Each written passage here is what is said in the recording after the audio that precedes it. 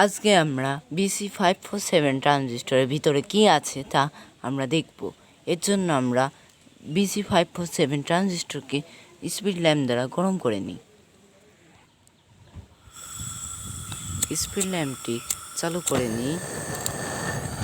আমার স্পিড ল্যাম্পটি চালু হয়ে গেছে। এখন আমরা BC547 ট্রানজিস্টরকে গরম করছি।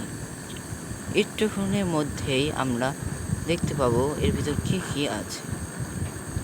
আপনারা অপেক্ষা করুন।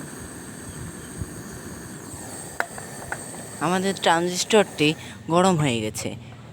এবার দেখবো BC547 ট্রানজিস্টরের ভিতরে কি আছে। আপনারা দেখুন।